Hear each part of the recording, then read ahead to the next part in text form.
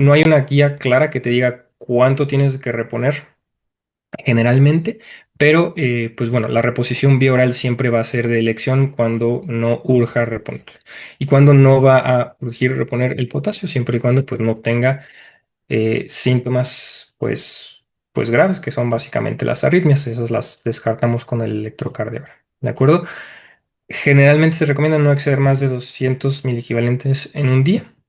Y si se va a hacer siempre vía oral, si no es con corpotacino en tabletas, se puede diluir cloruro de potasio en lo que recomienda la FDA, son 4 onzas o 120, 118 mililitros de agua fría.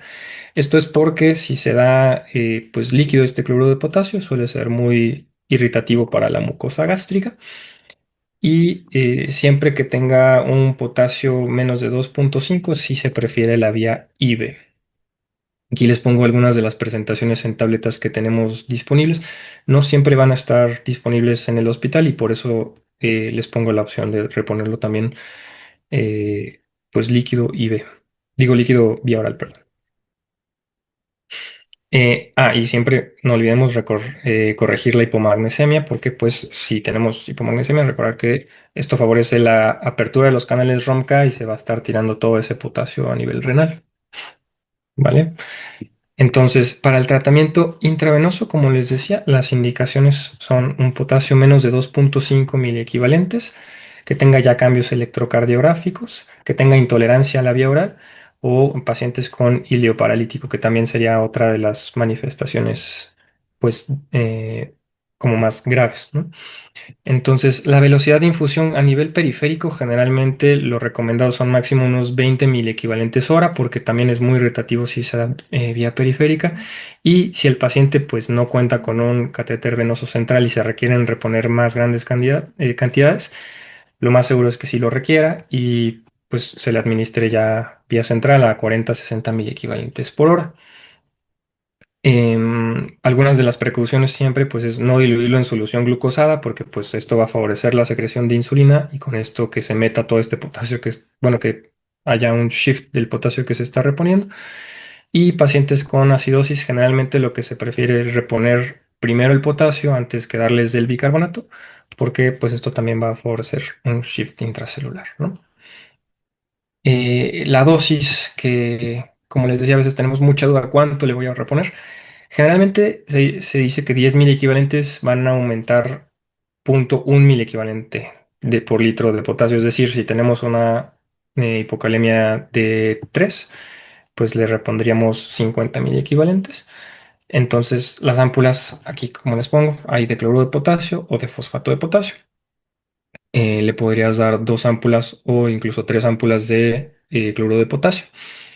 Y pues ya, la preferencia va a ser dependiendo también un poquito del contexto del paciente. Si el paciente tiene alcalosis metabólica concomitante, pues el cloruro de potasio le va a ayudar y pues también siempre diluirlo en solución salina. Un paciente que tiene síndrome de realimentación y está con muchas bajas de fosfato, generalmente se prefiere pues ya un fosfato de potasio, ¿no?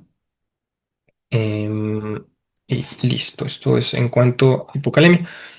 Como les digo, no siempre se va a abordar eh, pues con estos estudios de extensión. Muchas veces basta con la pura historia clínica, los fármacos que está tomando el paciente y ya con esto reponerlo apropiadamente. Es lo más, como lo más básico. Y ya cuando no nos queda clara la etiología, sí hay que extender los estudios, como les decía. Entonces, este es un algoritmo rápido. Primeramente, las pérdidas extrarrenales, que son las más fáciles, tenemos de dos, ¿no? Que tenga pérdidas gastrointestinales, diarrea o abuso de laxantes, o por redistribución celular de insulina, beta-2 agonistas, epinefrina o alcalosis metabólica. Pacientes con pérdidas renales, aquí les pongo nuevamente las fórmulas. Podemos tener de dos igual, un paciente con presión arterial alta o normal o baja. Si tenemos presión arterial alta, generalmente vamos a estar hablando de todo pues, el sistema de renina-angiotensina-aldosterona a grandes rasgos. Puede tratarse de un hiperaldosteronismo primario, se va a presentar con aldosterona alta y un cortisol normal. Un síndrome de Cushing, que bueno, pues también tenemos que pensar en el paciente con fases de Cushing, pacientes que están usando esteroides sistémicos o pacientes que tienen, bueno, la causa más común, ¿no? Que pues es por iatrogenias o por, sí, básicamente un paciente que lo esté usando sin indicación, ¿no? Y pues estos se van a presentar con cortisol elevado. Pacientes con estenosis de la arteria renal o reninoma generalmente se presentan con elevación de renina y de aldosterona, o pacientes con síndrome de Little, que es ya más raro y generalmente se ve más en población pediátrica, que esto es por una hiperactivación del canal ENaC con disminución de aldosterona y un cortisol normal. Y en pacientes con presión arterial normal o baja, vamos a tener primeramente la acidosis metabólica, que puede ser por una acidosis tubular renal de tipo 1 o 2, o pacientes con hipomagnesemias, sobre todo sospecharlas cuando tenemos hipocalemias refractarias a tratamiento. Recordar que en los electrolitos séricos que se piden normalmente en un hospital, no siempre va a incluir la medición de potasio y esta de magnesio, perdón, y esta pues hay que pedirla por aparte.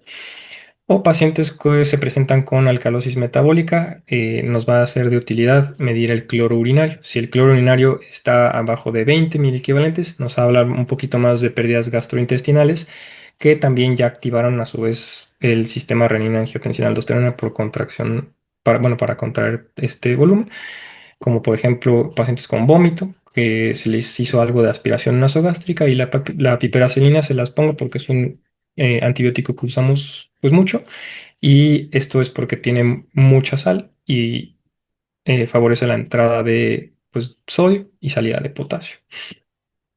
Y el otro es por el cloro urinario elevado, que esto es más en pacientes pediátricos como el Barter, el Gitelman o el uso de diuréticos de asa que, bueno, antes de llegar a este punto yo esperaría que ya supiéramos que se trata por un diurético de asa, ¿no? El mecanismo de la hipocalemia.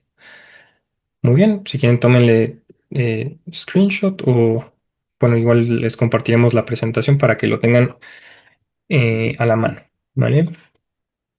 A ver si al ratito tenemos oportunidad de revisar unos casos clínicos igual.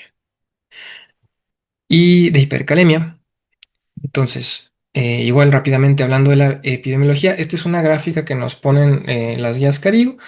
Generalmente la vamos a dividir igual en leve, moderada, grave, y generalmente también podemos cambiarlo si tiene ya cambios electrocardiográficos, es decir, los primeros 0.5 miliequivalentes se va a hablar de moderado si ya tiene cambios electrocardiográficos. Es raro que los presenten con estos niveles, pero puede pasar, entonces sí vale la pena tomar siempre los electrocardiogramas. En pacientes que estén de 6 a 6.4 con cambios electrocardiográficos ya hablamos de grave o moderada, si no los tiene, y pues siempre que esté arriba o mayor o igual a 6.5 hablamos de grave. ¿De acuerdo? Esta va a ocurrir en 1 a 10% de los pacientes hospitalizados. Generalmente es el paciente con enfermedad renal crónica, pacientes ya de edad avanzada o pacientes que estén usando medicamentos tal vez no indicados o o que son nuevos. Por ejemplo, no es infrecuente pacientes que se les aumenta mucho la dosis de espironolactona y tienen cirrosis hepática. Entonces, generalmente pues sí empiezan con muchas hipercalemias. 3% de los pacientes en urgencias también lo van a presentar, 1% de los pacientes ambulatorios pues, en la consulta externa, o 5 o 10% de los pacientes con enfermedad renal crónica. De hecho, es el responsable de la muerte o el fallecimiento del 5% de estos pacientes, que va a ir disminuyendo con el tiempo. Se cree que en los pacientes que ya tienen pues larga evolución con enfermedad renal crónica, el cuerpo se va adaptando un poquito y tienen menos riesgo de estas arritmias. Pero bueno, siempre hay que tomar electrocardiogramas en estos pacientes. Y va a ser un criterio dialítico de urgencia, de hecho, en el 24% de estos pacientes enfermos renales. En cuanto a las manifestaciones clínicas, van a ser muy parecidas también a las de hipocalemia, calambres, fatiga, parestesias que también son muy comunes, constipación y arritmias que son las más importantes también a descartar. Tenemos las clásicas ondas tepicudas, el aplanamiento de la onda P y la prolongación del PR con un QRS amplio, que son los cambios electrocardiográficos más frecuentes, incluso en ese orden es como se suelen presentar. Aquí les pongo unas gráficas que me gustan, son del boron, lo recordarán. La onda T picuda es de los cambios que ocurren más frecuentemente cuando están ya más o menos a un nivel de 6 miliequivalentes. El intervalo PR se empieza a prolongar también un poco.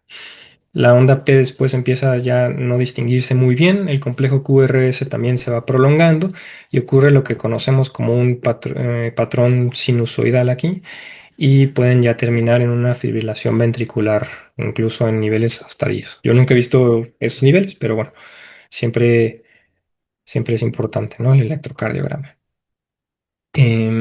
Entonces, ¿cómo vamos a abordar una hipercalemia? Pues muy similar a la hipocalemia, ¿no? Los estudios de laboratorio iniciales, una BH, una química sanguínea, los electrolitos séricos completos, gasometría venosa y electrocardiograma.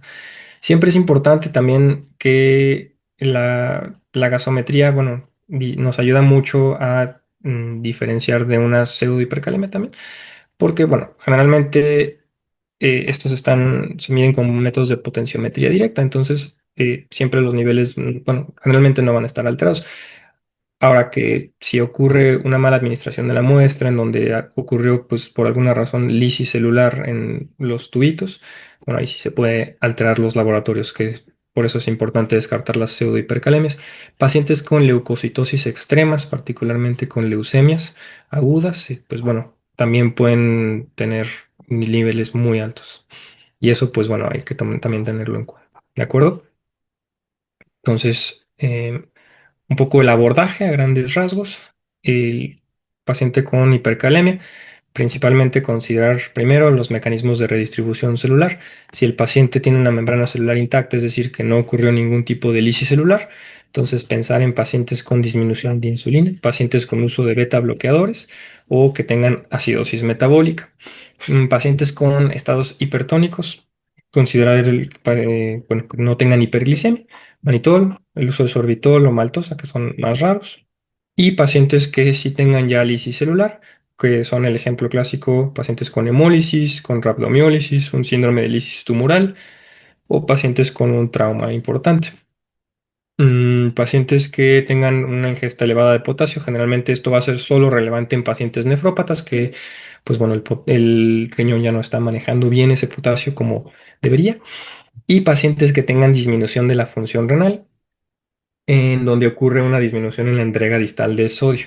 Esto es por, obviamente, disminución de la tasa de filtración glomerular o pacientes con déficit mineralocorticoide. Aquí les pongo una imagen que me gusta mucho, es del New England, un artículo del 2004, en donde nos habla como de todos los mecanismos que pueden ocurrir en el riñón que pueden provocar hipercalemia, sobre, bueno, de todos los fármacos y algunos mecanismos, ¿no? Entonces, igual le pueden tomar también por ahí screenshot. En rojo vamos a tener lo que puede ocurrir a diferentes niveles. Entonces, mecanismos que provocan una disminución de niveles de renina son que pacientes que usen AINES, beta bloqueadores, el uso de ciclosporina o tacrolimus, que también es común en pacientes hospitalizados, pacientes con diabetes o pacientes con edad avanzada. Eh, los inhibidores, bueno, de la enzima convertidora de angiotensina también van a actuar en este nivel y provocar hipercalemia. Pacientes con receptores, con bloqueantes del receptor de angiotensina también, IECAS, bueno, los IECAS y los ARA2. Pacientes con alteraciones en el metabolismo de la aldosterona, y esto puede ser incluso por el uso de heparina, que es muy común en el uso de la tromboprofilaxis, el ketoconazol, o pacientes con enfermedad adrenal y el uso de bloqueadores de receptor de aldosterona ya más a nivel pues de las últimas partes de la vía, como el uso de espironolactona o eplerenona. Ah, y también los bloqueadores del canal de sodio, bueno, que es del ENaC, como la mirorina, trimtereno y el trimetoprim que puede interactuar con estos receptores y la pentamidina, ¿vale? Eh, Esta gráfica pues lo explica muy bien y esto pues sobre todo cuando no tengamos idea como de qué fármaco podría estar interactuando a qué nivel, pues estos son algunos ejemplos clásicos que no es infrecuente su uso en el escenario del paciente hospitalizado. Entonces, ¿cuál va a ser el tratamiento? Lo más importante, pues, primero descartar que el paciente no requiera algún uso de la estabilización de la membrana celular miocárdica. Y esto es cuando tengan básicamente cambios electrocardiográficos. ¿Cómo la vamos a estabilizar? Con gluconato de calcio. Las ámpulas siempre vienen de 10 mililitros al 10% y la dosis generalmente va de 2 a 3 ámpulas. Entonces, se les pueden administrar sin problema 3 gramos en bolo para 10 minutos y esa es la indicación clásica en urgencias. Su farmacocinética tiene un tiempo de acción más o menos en unos 5 a 10 minutos, les dura 30 a 60 minutos y pues el mecanismo es que antagonizan este efecto despolarizante hipercalémico y con esto reducen el umbral de excitabilidad de la membrana miocárdica y con esto pues bueno, menos arritmias, ¿no? Efectos adversos importantes, flebitis, hipotensión, tienen también mayor riesgo de intoxicación por digitálicos y generalmente no se recomienda administrar con bicarbonato porque a veces se puede pues, cristalizar la solución. Siempre es importante tomar un electrocardiograma de control a los 5 a 10 minutos y podemos repetir de 1 gramo en 1 gramo si esto persiste. Ojo que también lo recomendado es que sea un máximo de 3 veces, pero generalmente ya cuando se está tratando pues el paciente, es importante pues ir interconsultando a nefrología, ¿no? Bueno, obviamente si lo amerita.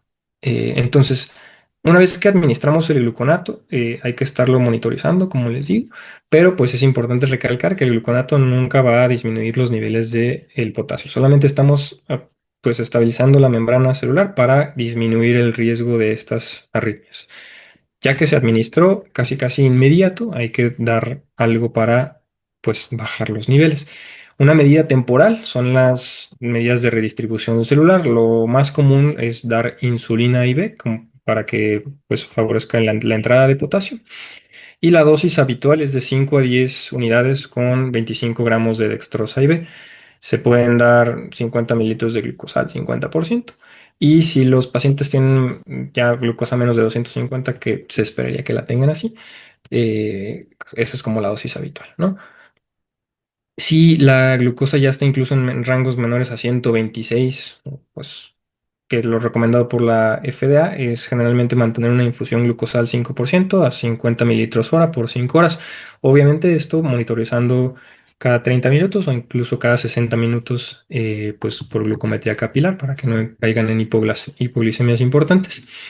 Y pues su inicio de acción va a ser a los 15 minutos, con un pico a los 30 a 60 minutos y una duración de 4 horas. Recordamos, esto es una medida también temporal porque lo que estamos haciendo es meter este potasio a la célula, pero no se está disminuyendo en todo el cuerpo. ¿No? Otra medida de redistribución celular clásica es el salbutamol, un beta 2 agonista. Se dan 10 a 20 miligramos en 4 mililitros de solución salina que van a estar siendo nebulizados. Esto puede ser otra medida en un paciente que, por ejemplo, no se le esté encontrando una vía intravenosa. En lo que le encuentran, pues podemos indicar salbutamol. Tiene un inicio de acción en 30 minutos, un pico a las 2 horas y se cree que reduce unos 0,6 o hasta un miliequivalente de este potasio. Estos tienen menos efecto ya en pacientes con enfermedad renal crónica y obviamente pues están contraindicados en enfermedad coronaria, ¿no? Porque son beta-2 agonistas. Efectos adversos, taquiarritmias, cefalea y temblor. Y otro menos común que ya no les puse ahí es, aquí está, perdón, el bicarbonato. Su uso ya es un poquito controversial porque se cree que tiene poco efecto y antes se daba más, pero sí, se los pongo también ahí como otra opción. Entonces, el tratamiento formalmente pues, ya es con caliuresis. En pacientes que sí orinan, se les va a indicar también furosemida, 40 o hasta 160 miligramos, incluso con posibilidad de aumentar. Pero, pues como les digo, si no tiene ya diuresis residual el paciente, no va a servir de nada, ¿no? Pacientes que ya tengan depresión de volumen, si hacemos un POCUS muy rápido y vemos que el paciente está depletado, no va a ser muy útil y pues podemos buscar otras opciones. Clortalidona, como para hacer este bloqueo más secuencial de la nefrona pues, y favorecer más caliuresis. Y la fludrocortisona o hidrocortisona, estos son más indicados en pacientes con crisis adrenal. El tratamiento clásico pues va a ser la hemodiálisis, que ahorita llegamos a eso. Y estas son las famosas resinas que les mencionaba. Estas son muy relevantes en pacientes enfermos renales crónicos. Aquí les puse una tablita de pues, las que conocemos hoy en día. La inicial, o bueno, la más antigua es el novefazol, que es el poliestireno sulfonato cálcico, el patiromer o el Veltasa, y el ciclosilicato de sodio, que es el más nuevo, que es el Lokelma, desde el 2018. Sus mecanismos básicamente son quelar o básicamente pues pegarse al potasio y favorecer su excreción a nivel gastrointestinal. Y su tiempo de inicio, como pueden ver, pues desde el más viejito tarda más tiempo, tarda horas. hasta días incluso. El patiromer que también tarda hasta 7 horas y pues baja poquito el potasio. Y el ciclosilicato que sí lo puede bajar mucho más, incluso en 1 hora, y su efecto máximo en 4 horas. Aquí les pongo las dosis que se usan. Generalmente vienen los sobres de esa misma dosis y cómo pues se preparan. Básicamente pues todos se vierten en agua, diferentes cantidades. Los efectos adversos, ya el novefasol preferimos evitarlo un poquito por este riesgo de la necrosis intestinal. Es infrecuente, pero pues nada descartable este efecto adverso. Constipación, que también son muy comunes en estos pacientes, y separarlo de otros medicamentos, porque pues como son resinas, pues también se van a pegar a otros medicamentos y alterar su absorción, ¿no? Eh, Hablando de precios, la verdad es que es poco frecuente que se tengan disponibles el Lokelma, que es de los más caros, la verdad, pero pues bueno, siempre son medidas también como rápidas en un escenario de urgencias en estos pacientes. Y pues la hemodiálisis que va a estar indicada generalmente en pacientes que tengan ya hipercalemias refractarias, más de 6.000 equivalentes a pesar de tratamiento. Este paciente que también no está respondiendo con los gluconatos a las alteraciones pues, electrocardiográficas. Y pues siempre pues, nos va a ayudar a todo esto. Ojo, algo muy importante también es el efecto de rebote, este famoso efecto de rebote que ocurre postdiálisis.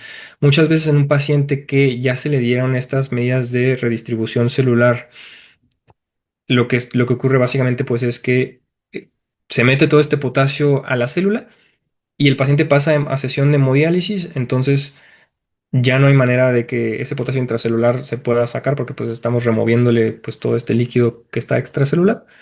Entonces, una vez que pasa, termina la sesión y ocurre el rebote porque sale todo ese potasio intracelular que se había metido. Entonces, pues tiene que entrar a una segunda sesión de hemodiálisis al día siguiente, generalmente. No quiere decir que rebote a niveles pues muy altos, pero pues sí es importante estarlos monitorizando por eso. Muchas veces ya que se les dieron estas medidas de redistribución y pues el paciente pasó a hemodiálisis, es importante no darlos de alta porque pues hay que vigilarlos que sí se mantengan en niveles adecuados. Y finalmente les pongo acá la gráfica bueno, el algoritmo de hipercalemia. Tenemos este paciente con potasio arriba de 5. Como les decía, un paciente que tiene aumento en la ingesta de potasio solamente va a ser relevante en enfermos renales crónicos con que no están excretando bien este potasio a nivel renal. Pacientes con condición de redistribución celular, como ya mencionábamos, la membrana celular intacta, el uso de insulina, de la disminución de insulina, beta bloqueadores y acidosis metabólica. Pacientes con estados hipertónicos que tengan, por ejemplo, hiperglicemia, manitol, el uso de sorbitol maltosa. Pacientes con lisis celular, como hemólisis, rabdomiólisis, síndrome de lisis tumoral o traumas. Y pacientes con disminución de la excreción renal de potasio, en donde por una lesión renal aguda o por enfermedad renal crónica hay disminución en la entrega distal de sodio, o pacientes con déficit mineralocorticoide, que como ya mencionábamos, puede ser por disminución de renina, con estos fármacos como les mencionaba en la gráfica, pacientes con disminución en la síntesis de aldosterona, que puede ser por trastornos suprarrenales primarios, y el uso de IECAS, antagonistas de receptor de angiotensina, bloqueadores, perdón, heparina, ketoconazol, y la disminución de la respuesta a aldosterona como los ahorradores de potasio, el uso de Bactrim, pentamidina o inhibidores de calcineurin. Aquí les pongo algunas de las referencias que usé para esta presentación. Y bueno, pues si tienen alguna duda, aquí estamos adelante. Platicar.